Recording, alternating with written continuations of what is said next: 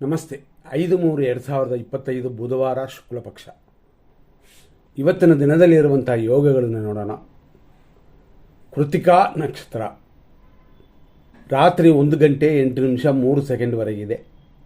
ಆಮೇಲೆ ರೋಹಿಣಿ ನಕ್ಷತ್ರ. ಎರಡು ನಕ್ಷತ್ರವು ಶುಭವನ್ನು ಕೊಡುತ್ತದೆ. ಆದರೂ ಕೃತಿಕಕ್ಕಿಂತ ರೋಹಿಣಿ ಉತ್ತಮ. ಆದರೂ ಕೃತಿಕಾ ನಕ್ಷತ್ರ ಮುಗಿಯೋದು ರಾತ್ರಿ 1:08ಕ್ಕೆ. ಆದ್ದರಿಂದಾಗಿ ಅಷ್ಟೊತ್ತಿಗೆ ಏನು ಮಾಡೋಕ್ಕಾಗಲ್ಲ. ಮಧ್ಯಾಹ್ನ 12:51ವರೆಗೂ ಷಷ್ಠಿ ತಿಥಿ ಇದೆ. ಆಮೇಲೆ ಸಪ್ತಮಿ. ಹಂಗಾಗಿ ಷಷ್ಠಿ ಸಪ್ತಮಿ 2 ತಿಥಿ ಇದೆ. ಕೃತಿಕಾ ಮತ್ತು ರೋಹಿಣಿ ಅಂತ 2 ನಕ್ಷತ್ರಗಳಿದೆ. ಹಂಗಾಗಿ ಎರಡುವೇ ಶುಭಯೋಗವನ್ನು ಕೊಡುತ್ತದೆ. ಒಳ್ಳೆಯ ಕಾರ್ಯಗಳನ್ನ ಮಾಡಬಹುದು ಅಂತ. ಆದರೂ ಇವತ್ತಿನ ದಿನಕ್ಕೆ ಬೆಳಗ್ಗೆ 6:33ರಿಂದ 8:13 AM ವರೆಗೂ ಕನ್ಯಾ ರಾಶಿಯವರಿಗೆ ದೋಷ ಉಂಟು. ಆನಂತರ ತುಲಾ ರಾಶಿಯವರಿಗೆ ಚಂದ್ರಾಷ್ಟಮ. ಹಂಗಾಗಿ 2 ರಾಶಿಯವರು ಸ್ವಲ್ಪ ಗಮನ ಕೊಡಿ. ಭಯಪಡುವಂಥದ್ದಲ್ಲ, ಎಚ್ಚರವಾಗಿರೋದು. ಇವತ್ತಿನ ಕೃತಿಕಾ ನಕ್ಷತ್ರದ ಒಟ್ಟು ರಾತ್ರಿ ಅಂತ ಹೇಳಿದ್ವಿ. ಆದರೂ ಪಾದಗಳನ್ನ ನೋಡೋಣ. ಬೆಳಿಗ್ಗೆ 6:33ರಿಂದ 8:13ವರೆಗೂ ಕೃತಿಕಾ ನಕ್ಷತ್ರ 1ನೇ ಪಾದ ಮೇಷರಾಶಿ. ಇಷ್ಟಕ್ಕೆ ಮೇಷರಾಶಿ ಮುಗಿತದೆ. ಅಂದರೆ 8:13ವರೆಗೂ. ಆನಂತರ ವೃಷಭ ರಾಶಿ ಸ್ಟಾರ್ಟ್. 8:13ರಿಂದ ಮಧ್ಯಾಹ್ನ 1:50ವರೆಗೂ ಕೃತಿಕಾ ನಕ್ಷತ್ರ 2ನೇ ಪಾದ ವೃಷಭ ರಾಶಿ. ಮಧ್ಯಾಹ್ನ 1:50ನ ಮೇಲೆ ಸಂಜೆ 7:28ವರೆಗೂ ಕೃತಿಕಾ ನಕ್ಷತ್ರ 3ನೇ ಪಾದ ವೃಷಭ ರಾಶಿ. ಆನಂತರ 7:28 ಸಂಜೆಯ ನಂತರ ರಾತ್ರಿ 1:08ವರೆಗೂ ಕೃತಿಕಾ ನಕ್ಷತ್ರ 4ನೇ ಪಾದ. ಇಷ್ಟಕ್ಕೆ ಕೃತಿಕಾ ನಕ್ಷತ್ರವೇ ಮುಗಿಯುತ್ತದೆ ರಾತ್ರಿ 1:08ಕ್ಕೆ. ಅಲ್ಲಿಂದ ರೋಹಿಣಿ ನಕ್ಷತ್ರ ಪ್ರಾರಂಭವಾಗಿ ಅಂದರೆ ರಾತ್ರಿ 1 ಗಂಟೆ 8 ನಿಮಿಷದ ಮೇಲೆ ನಾಳೆಯವರೆಗೂ ರೋಹಿಣಿ ನಕ್ಷತ್ರವೇ ಇದೆ. ಈ ರೀತಿಯಾಗಿ ಇವತ್ತಿನ ದಿನವಿದೆ. ಈಗ ನಾಳೆ ಅಂತಂದರೆ 6ನೇ ತಾರೀಕು ಅಂದರೆ ಗುರುವಾರ. ನಾಳೆಯ ದಿನ ಹೇಗಿದೆ ಅಂತ ನೋಡೋಕೆ ಹೋದರೆ ಪ್ರಾಣನಾಶ ಮತ್ತು ಮೃತ್ಯು ಅಂತ 2 ಥರನೂ ಇದೆ. ನಾಳೆ ಶುಭವಲ್ಲ. ಗುರುವಾರ 6ನೇ ತಾರೀಕು ಶುಭ ನಕ್ಷತ್ರವಾದ ರೋಹಿಣಿ ಮೃಗಶೀರ್ಷ ಅಂತಂತೀವಿ. ಆದರೂ ಶುಭವಲ್ಲ, ಎಚ್ಚರ. ಮತ್ತು ಇವತ್ತಿನ ವಿಷಯಕ್ಕೆ ಬರೋಣ ಅಂತಂದರೆ 5ನೇ ತಾರೀಕಿಗೆ ಬರೋಣ. ಕಾಮನ್ ಆಗಿ ಕೊಡುವಂಥ ಒಳ್ಳೆಯ ಟೈಮು ಅನ್ನೋದು ಬೇರೆ ವಿಷಯ. ಅಂದರೆ ಒಳ್ಳೆಯ ಟೈಮ್ ಅನ್ನೋದು ಬೇರೆ ವಿಷಯ ಅಂದರೆ ಏನರ್ಥ ಅಂತಂದರೆ ಬೆಳಗ್ಗೆಯಿಂದ ಲೆಕ್ಕಕ್ಕೆ ತಗೊಳ್ಳೋದು. ಉದಾಹರಣೆ, ಇವತ್ತಿನ ತಿಥಿ ಷಷ್ಠಿ ಅಂತಂತೀವಿ ಮಧ್ಯಾಹ್ನದವರೆಗೂ. ಮಧ್ಯಾಹ್ನದ ಮೇಲೆ ಒಳ್ಳೆ ಟೈಮು ಅಂತ ಅರ್ಥಕ್ಕೆ. ಆದರೂ ನಾವು ನೋಡುವಂಥ ವಿಷಯಗಳಲ್ಲಿ ಇನ್ನೂ ಕೆಲವು ವಿಷಯಗಳನ್ನ ನೋಡಿಕೊಳ್ಳೋಣ. 6:33ರಿಂದ 8:03ವರೆಗೂ ಲಾಭದ ಸಮಯ. 7:07ರಿಂದ 8:47ವರೆಗೂ ಶುಭ ಸಮಯ. ಮತ್ತು 8:03ರಿಂದ 9:32ವರೆಗೂ ಧನಲಾಭ ಕಾಲ. 8:47ರಿಂದ 10:35ವರೆಗೂ ಶುಭ ಸಮಯ. 9:32ರಿಂದ 10:32ವರೆಗೂ ಗುರು ಹೊರೆ.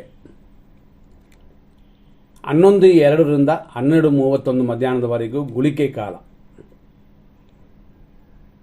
ಮಧ್ಯಾಹ್ನ 12:31ರಿಂದ ಮಧ್ಯಾಹ್ನ 1:31ವರೆಗೂ ಶುಕ್ರ ಹೊರೆ. ಅದೇ ಸಮಯದಲ್ಲಿ ಸಂಜೆಯ ಮೇಲೆ ಮಧ್ಯಾಹ್ನ ಮೇಲೆ ಹೋದರೆ ಮಧ್ಯಾಹ್ನ 2:30ರಿಂದ 3:18ವರೆಗೂ ವಿಜಯ ಮುಹೂರ್ತ. ಮತ್ತು ಮಧ್ಯಾಹ್ನ 3:30ರಿಂದ ಸಂಜೆ 5 ಗಂಟೆಯವರೆಗೂ ಅಮೃತ. ಅದೇ ಥರ ಇನ್ನೊಂದು ಗುರು ಹೊರೆ ಸಂಜೆ 4:30ರಿಂದ ಸಂಜೆ 5:29ವರೆಗೂ ಗುರು ಹೊರೆ. ಆದರೂ ಈ ಸಮಯಗಳಲ್ಲಿ ಎಲ್ಲ ಸಮಯವೂ ಶುಭವಾಗಿಲ್ಲ. ಇದರಲ್ಲಿ ನಾವು ಸೆಲೆಕ್ಟ್ ಮಾಡಬೇಕಾಗ್ತದೆ. ಅದನ್ನೇ ನಿಮಗೆ ನಾವು 100% ಒಳ್ಳೆ ಟೈಮು ಅಂತ ಕೊಡೋದು ಏನು ಅಂತಂದರೆ ಬೆಳಗ್ಗೆ 6:33ರಿಂದ 8:01, ಬೆಳಗ್ಗೆ 9:34ರಿಂದ 12:05 ಮಧ್ಯಾಹ್ನ, ಮಧ್ಯಾಹ್ನ 3:25ರಿಂದ ಸಂಜೆ 4:56, ಸಂಜೆ 7 ಗಂಟೆ 3 ನಿಮಿಷದ ಮೇಲೆ ಬೆಳಗಿನ ಜಾವವರೆಗೂ ಶುಭವಾಗಿದೆ. ನೋಡ್ಕೊಂಡು ನಿಮ್ಮ ಕಾರ್ಯಗಳನ್ನ ಮಾಡ್ಬೋದು. ಇವತ್ತೆಲ್ಲ ಇಷ್ಟು ಸಮಯಗಳನ್ನ ಇಷ್ಟು ವಿಷಯಗಳನ್ನ ನೋಡಿದ್ವಿ. ಆದರೂ ಯಾವ್ಯಾವ ನಕ್ಷತ್ರಕ್ಕೆ ತಾರಾಬಲವಿದೆ ಅಂತ ನೋಡ್ಬಿಡೋಣ. ಅಶ್ವಿನಿ ನಕ್ಷತ್ರ ಮೇಷರಾಶಿಯವರಿಗೆ 8:13ವರೆಗೂ ಸಮಯ ಉತ್ತಮವಾಗಿಲ್ಲ, ಆಮೇಲೇನೂ ಸರಿಯಾಗಿಲ್ಲ, ಎಚ್ಚರ. ಭರಣಿ ನಕ್ಷತ್ರ ಮೇಷರಾಶಿಯವರಿಗೆ ಇವತ್ತು ಸಂಪತ್ತಿದೆ, ಅಭಿವೃದ್ಧಿ ಇದೆ. ಆದರೂ 8:13 ಮೇಲೆ ಸ್ವಲ್ಪ ದುಡ್ಡಿನ ವಿಷಯದಲ್ಲಿ ಎಚ್ಚರ. ಕೃತಿಕಾ ನಕ್ಷತ್ರ 1ನೇ ಪಾದ ಮೇಷರಾಶಿಯವರಿಗೆ ಜನ್ಮತಾರೆ. ಬೆಳಗ್ಗೆ 8:15ವರೆಗೂ ಪರವಾಗಿಲ್ಲ, ಆಮೇಲೆ ಧನಹಾನಿ. ಕೃತಿಕಾ ನಕ್ಷತ್ರ ವೃಷಭ ರಾಶಿಯವರಿಗೆ ಅದೇ ರೀತಿಯಲ್ಲೇ 8:13ವರೆಗೂ ಧನ ವ್ಯಯ ಇದೆ, ಆಮೇಲೆ ಶುಭವಾಗಿದೆ.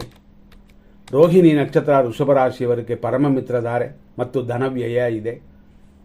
ಇದು 8:13ವರೆಗೂ, ಆನಂತರ ಶುಭವಾಗಿದೆ. ಮೃಗಶೀರ್ಷ ನಕ್ಷತ್ರ ವೃಷಭ ರಾಶಿಯವರಿಗೆ ಇವತ್ತು ಮಿತ್ರಧಾರೆ, ಸ್ವಲ್ಪ ಧನವ್ಯಯ ಉಂಟು. ನಂತರ ನೋಡುವಂಥದ್ದು ಮೃಗಶೀರ್ಷ ನಕ್ಷತ್ರ ಮಿಥುನ ರಾಶಿ. ಖಂಡಿತವಾಗಿ ಮಿತ್ರಧಾರೆ, ಇಷ್ಟಾರ್ಥ ಸಿದ್ಧಿಯೆಲ್ಲ ಸೇರಿ ಬೆಳಗ್ಗೆ 8:13ವರೆಗೆ ಶುಭವಾಗಿದೆ. ಆಮೇಲೆ ಸ್ವಲ್ಪ ಎಕ್ಸ್ಟ್ರಾ ಖರ್ಚುಗಳಾಗುತ್ತದೆ, ಅದನ್ನು ಮೇಂಟೈನ್ ಮಾಡ್ಕೊಳ್ಳಿ. ಆರುದ್ರಾ ನಕ್ಷತ್ರ ಮಿಥುನ ರಾಶಿಯವರಿಗೆ ಇವತ್ತಿನ ದಿನದಲ್ಲಿ ಸುಮಾರು 8:13ವರೆಗೂ ಟೆನ್ಷನ್ ಇದೆ, ಇಷ್ಟಾರ್ಥ ಸಿದ್ಧಿ ಇದೆ. ಆನಂತರ ಟೆನ್ಷನ್ ಇದೆ, ವ್ಯಯವಿದೆ. ಇವತ್ತಿನ ದಿನ ಸುಮಾರಾಗಿದೆ. ಪುನರ್ವಸು ನಕ್ಷತ್ರ ಮಿಥುನ ರಾಶಿ ಅನುಕೂಲ, ಇಷ್ಟಾರ್ಥ ಸಿದ್ಧಿಯೆಲ್ಲ ಕೂಡಿ ಬರುತ್ತದೆ. ಇದೆಲ್ಲ 8:13ವರೆಗೂ. ಆನಂತರನೂ ಶುಭವಾಗೇ ಇದೆ, ಸ್ವಲ್ಪ ಖರ್ಚುಗಳು ಹೆಚ್ಚಾಗುತ್ತದೆ ಅಷ್ಟೇ. ಪುನರ್ವಸು ನಕ್ಷತ್ರ ಕರ್ಕಾಟಕ ರಾಶಿಯವರಿಗೆ ಅನುಕೂಲವಿದೆ, ಕೆಲಸ ಕಾರ್ಯಗಳಲ್ಲಿ ಅಭಿವೃದ್ಧಿ ಇದೆ 8:15ವರೆಗೂ. ಆನಂತರ ಇದಕ್ಕಿಂತ ಇನ್ನೂ ಚೆನ್ನಾಗಿದೆ, ಇಷ್ಟಾರ್ಥ ಸಿದ್ಧಿ ಉಂಟು. ಇದೆಲ್ಲ ರಾತ್ರಿಯವರೆಗೂ, ರಾತ್ರಿ 1:08ವರೆಗೂ.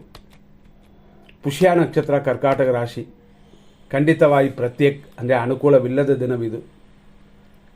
ಅದೇ ಥರ ಆಶ್ಲೇಷ ನಕ್ಷತ್ರ ಕರ್ಕಾಟಕ ರಾಶಿಯವರಿಗೆ ಆರೋಗ್ಯ ಉಂಟು, ಮಾಡುವ ಕೆಲಸ ಕಾರ್ಯಗಳಲ್ಲಿ ಸಕ್ಸಸ್ ಅಂದರೆ ಅಭಿವೃದ್ಧಿ ಇದೆ. ಇದೆಲ್ಲ ದಿನ ಪೂರ್ತಿ ಇದೆ. ಮಖ ನಕ್ಷತ್ರ ಸಿಂಹರಾಶಿ ಸ್ವಲ್ಪ ವಿಪತ್ತಿದೆ, ಎಚ್ಚರ. ಏಟು ಗಾಯಗಳಿಲ್ಲದೆ ಅಥವಾ ನಷ್ಟವಿಲ್ಲದೆ ನೋಡ್ಕೊಳ್ಳಿ ದಿನ ಪೂರ್ತಿ. ಪುಬ್ಬ ನಕ್ಷತ್ರ ಸಿಂಹರಾಶಿ ದಿನಪೂರ್ತಿ ಸಂಪತ್ತಿದೆ, ಕೆಲಸ ಕಾರ್ಯಗಳಲ್ಲಿ ಅಭಿವೃದ್ಧಿಯೂ ಉಂಟು, ಆದ್ದರಿಂದ ಶುಭ ದಿನವಿದು. ಉತ್ತರ ನಕ್ಷತ್ರ ಸಿಂಹರಾಶಿ ಖಂಡಿತವಾಗಿಯೂ ಜನ್ಮತಾರೆ ಇದೆ. ದೇವರಿಗಾಗಿ ಸ್ವಲ್ಪ ಖರ್ಚು ಮಾಡಿ, ದೇವರ ಪೂಜೆಗಳು ಮಾಡಿಕೊಳ್ಳಿ. ನಂತರ ನೋಡುವಂಥದ್ದು ಉತ್ತರ ನಕ್ಷತ್ರ ಕನ್ಯಾ ರಾಶಿ. ನಿಮಗೂ ಜನ್ಮತಾರೇನೆ, ಆದರೂ ಬೆಳಗ್ಗೆವರೆಗೂ ರೋಗವೃದ್ಧಿ ಉಂಟು, ಆಮೇಲೆ ಕಾರ್ಯತಡೆ. ಹೇಳ್ಕೊಳ್ಳುವಂತೆ ಇಲ್ಲ, ಒಂದು 50% ಕೂಡ ಸಕ್ಸಸ್ ಇಲ್ಲ. ಹಸ್ತ ನಕ್ಷತ್ರ ಕನ್ಯಾ ರಾಶಿ ಮಿತ್ರಧಾರೆ, ಪರಮ ಮಿತ್ರಧಾರೆ ಅಂತ ಶುಭಕರವಾಗಿರುವಂಥ ದಿನವಿದು. ಚಿತಾ ನಕ್ಷತ್ರ ಕನ್ಯಾ ರಾಶಿ ಖಂಡಿತವಾಗಿ ಮಿತ್ರಧಾರೆ ಇದೆ, ಅಭಿವೃದ್ಧಿಯೂ ಉಂಟು. ಚಿತಾ ನಕ್ಷತ್ರ ತುಳಾರಾಶಿ ಮಿತ್ರಧಾರೆ, ಸುಖವೂ ಉಂಟು. ಸ್ವಾತಿ ನಕ್ಷತ್ರ ತುಳಾರಾಶಿ ಟೆನ್ಷನ್ ಇದೆ, ಟೆನ್ಷನ್ ಬಿಟ್ಟುಬಿಡಿ. BP ಮಾತ್ರೆಗಳು ತೊಗೊಳ್ಳೋರು ಕರೆಕ್ಟಾಗಿ ತೊಗೊಂಬಿಡಿ. ಮನೆಯಲ್ಲೂ ಕೂಡ ಸ್ವಲ್ಪ ಅಡ್ಜಸ್ಟ್ ಮಾಡಿಕೊಂಡು ಹೋಗ್ಬಿಟ್ರೆ ಉತ್ತಮ. ನಂತರ ನೋಡುವಂಥದ್ದು ವಿಶಾಖ ನಕ್ಷತ್ರ ತುಳಾರಾಶಿ.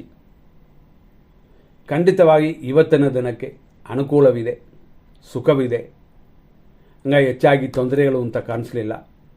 ವಿಶಾಖ ನಕ್ಷತ್ರ ವೃಶ್ಚಿಕ ರಾಶಿ ಅನುಕೂಲವಿದೆ, ಶತ್ರುನಾಶ, ಅಭಿವೃದ್ಧಿ ಎಲ್ಲ ಕೂಡಿ ಬಂದಿರುವಂಥ ಶುಭ ದಿನವಿದು. ಅನುರಾಧ ನಕ್ಷತ್ರ ವೃಶ್ಚಿಕ ರಾಶಿ 50% ಕೂಡ ಇವತ್ತು ಚೆನ್ನಾಗಿಲ್ಲ, ಎಚ್ಚರ. ಗಮನದಿಂದ ಈ ದಿನವನ್ನು ಗಮನಿಸಿ. ಜ್ಯೇಷ್ಠ ನಕ್ಷತ್ರ ವೃಶ್ಚಿಕ ರಾಶಿ ಆರೋಗ್ಯ ಉಂಟು, ಶತ್ರುನಾಶ ಉಂಟು, ಅಭಿವೃದ್ಧಿ ಎಲ್ಲ ಉಂಟು. ಮೂಲ ನಕ್ಷತ್ರ ಧನುಸು ರಾಶಿ ಏಟು ಗಾಯಗಳಿದೆ, ಕಾರ್ಯವಿಘ್ನವೂ ಇದೆ. ಆದ್ದರಿಂದ ವಿನಾಯಕನ ಪೂಜೆ ಮಾಡಿಕೊಳ್ಳಿ. ಏಟು ಗಾಯಗಳು ಅಥವಾ ತೊಂದರೆ ಅಥವಾ ನಷ್ಟಗಳಿಲ್ಲದೆ ನೀವೇ ನೋಡ್ಕೋಬೇಕು. ಪೂರ್ವಾಷಾಢ ನಕ್ಷತ್ರ ಧನುಸು ರಾಶಿ ಸಂಪತ್ತು, ಸ್ವಲ್ಪ ಕಾರ್ಯವಿಘ್ನ ಇದೆಲ್ಲ ಉಂಟು. ಉತ್ತರಾಷಾಢ ನಕ್ಷತ್ರ ಧನುಸು ರಾಶಿ ಜನ್ಮತಾರೆ, ಕಾರ್ಯವಿಘ್ನಗಳು ಉಂಟಾಗುತ್ತದೆ, ಸ್ವಲ್ಪ ಗಮನ ಕೊಡಿ. ಉತ್ತರಾಷಾಢ ನಕ್ಷತ್ರ ಮಕರ ರಾಶಿ ಜನ್ಮತಾರೆ, ರೋಗ ಭಯವೆಲ್ಲ ಉಂಟು, ಹೇಳಿಕೊಳ್ಳುವಂತೆ ಇವತ್ತಿನ ದಿನವಿಲ್ಲ. ಶ್ರವಣ ನಕ್ಷತ್ರ ಮಕರ ರಾಶಿ ಪರಮ ಮಿತ್ರ ತಾರೆಯಾಗಿ ಅಭಿವೃದ್ಧಿಯನ್ನು ಕೊಡುವ ದಿನ. ಚಿಕ್ಕ ಚಿಕ್ಕ ವಿಘ್ನಗಳು ಬರುತ್ತದೆ, ಜನ ನೋಡಿ ಮುಖ ನೋಡಿ ಸರಿ ಮಾಡಿಕೊಳ್ಳಿ. ಧನಿಷ್ಠ ನಕ್ಷತ್ರ ಮಕರ ರಾಶಿ ಮಿತ್ರಧಾರೆ ಇದೆ, ಸ್ವಲ್ಪ ವಿಘ್ನಗಳಿದೆ, ನೋಡ್ಕೊಂಡು ಸರಿ ಮಾಡ್ಕೋಬೋದು. ಧನಿಷ್ಠ ನಕ್ಷತ್ರ ಕುಂಭರಾಶಿ, ಮಿತ್ರಧಾರೆ, ದ್ರವ್ಯ ಲಾಭವೆಲ್ಲ ಉಂಟು. ಶತಭಿಷ ನಕ್ಷತ್ರ ಕುಂಭರಾಶಿ, 8 ಕಾಲಿನ ಮೇಲೆ ಸ್ವಲ್ಪ ಪರವಾಗಿಲ್ಲ ಅಂತ ಹೇಳ್ಬೋದು.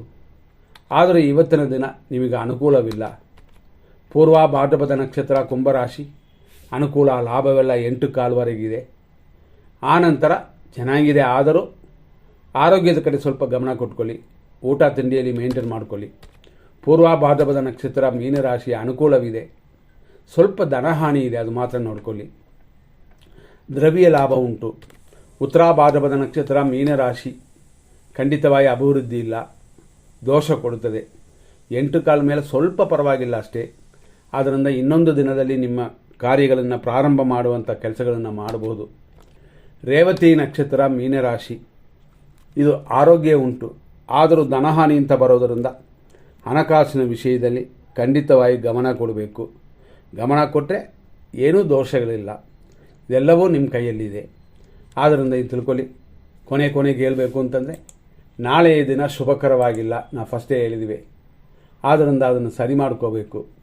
ನಾಳೆ ರೋಹಿಣಿ ನಕ್ಷತ್ರವಿದೆ ಮತ್ತು ನಾಳೆ ಚಂದ್ರನಕ್ಕೆ ಪೂಜೆ ಮಾಡಿಕೊಳ್ಳುವಂಥದ್ದು ಉತ್ತಮ. ಅದರಲ್ಲೂ 2ನೇ ತಾರೀಕು, 10ನೇ ತಾರೀಕು ಮತ್ತು 10 ಏನಕ್ಕೆ ಹೇಳ್ತೀವಿ ಅಂದರೆ ಸೂರ್ಯನ ಪ್ರಭಾವ ಬರುತ್ತದೆ, ಅಂದರೆ ಸೂರ್ಯ ಶನಿ ಜೊತೆ ಇದೆ. ಆದ್ದರಿಂದಾಗಿ ಇವರೆಲ್ಲ ಸೂರ್ಯನಕ್ಕೂ ಚಂದ್ರನಕ್ಕೂ ಪೂಜೆ ಮಾಡ್ಕೋಬೋದು. ಸ್ವಲ್ಪ ಎಚ್ಚರವಾಗಿರಿ. ಅದೇ ಥರ 9, 18, 27ನೇ ತಾರೀಕಲ್ಲಿ ಹುಟ್ಟಿದವರು ಕೂಡ ಕುಜನಿಗೆ ಪೂಜೆ ಮಾಡ್ಕೊಳ್ಳಿ. ಇದೆಲ್ಲ ಮಾಡಿದ್ರೆ ದೋಷ ಒಂದು 20% ಆದರೂ ಕಡಿಮೆ ಆಗುತ್ತದೆ. ಇದರ ಮೇಲೆ ನಿಮ್ಮ ಬುದ್ಧಿವಂತಿಕೆ, ಖಂಡಿತವಾಗಿಯೂ ಅಭಿವೃದ್ಧಿ ಮಾಡಿಕೊಳ್ಳೋಕ್ಕೆ ನಾವು ನಮ್ಮಲ್ಲಿ ಆದಷ್ಟು ಪ್ರಯತ್ನ ಪಡಬೇಕು. ಮುಂದಿನ ಸಂಚಿಕೆಯಲ್ಲಿ ನೋಡೋಣ. ಧನ್ಯವಾದಗಳು.